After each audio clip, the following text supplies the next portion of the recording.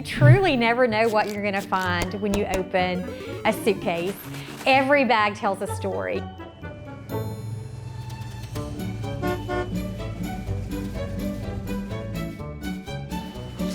Good afternoon, shoppers. Welcome to Unclaimed Baggage, the nation's only retailer of lost luggage.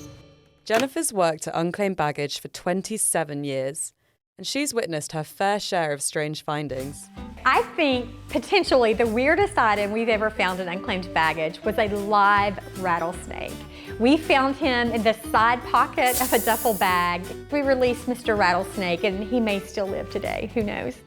Over the years, the weird items piled up, so the team opened a museum in store to showcase their priceless finds. Over 100 items are on display. We have suits of armor. We have a Michael Jordan autographed basketball. We have things that predate Christ by hundreds of years. There was a suitcase in the 1980s. In fact, it was a Gucci suitcase. And when we opened it, it was filled with Egyptian artifacts. You're probably wondering how all this stuff ended up in Scottsboro, Alabama. The airlines do an incredible job of reuniting people with their unclaimed bags. In fact, they're successful over 99.5% of the time, but when there are millions of people traveling every single day, that fraction of 1% really adds up, and that's where we step in. After 90 days, Unclaimed Baggage rescue those orphan bags. Items are sorted into 3 categories: things to be resold in store, donated to charity, or recycled. This is Brian, the CEO.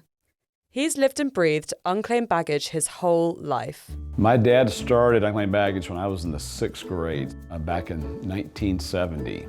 One day he was on the radio talking to a friend in Washington, D.C., and he said, "We have more unclaimed bags than we know what to do with." So my dad thought I could do something with those. And so he borrowed $300 from one of my grandfathers in a 1965 Chevy pickup truck from the other grandfather and went off and bought his first load of bags. In the early days, he got the bags from Trailways Bus Lines and then moved into the airlines a few years later.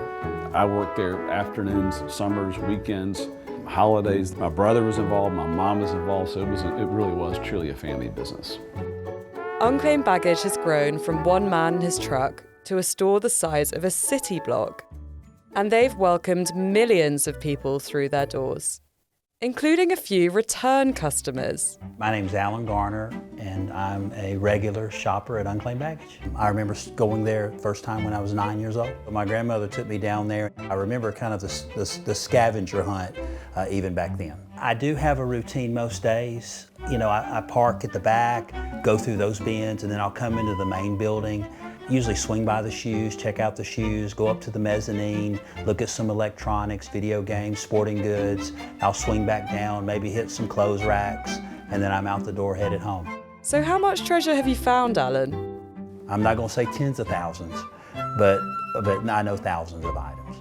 My wife has told me before I buy anything, I've got to call and ask her first. My most prized find is no longer in my possession.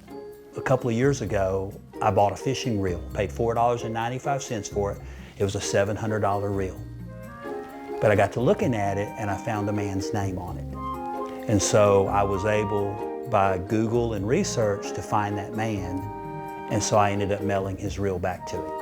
And it was just at a time in his life to where he had lost his wife. He really didn't want to go fishing, but he went fishing and he lost his reel going to the airport.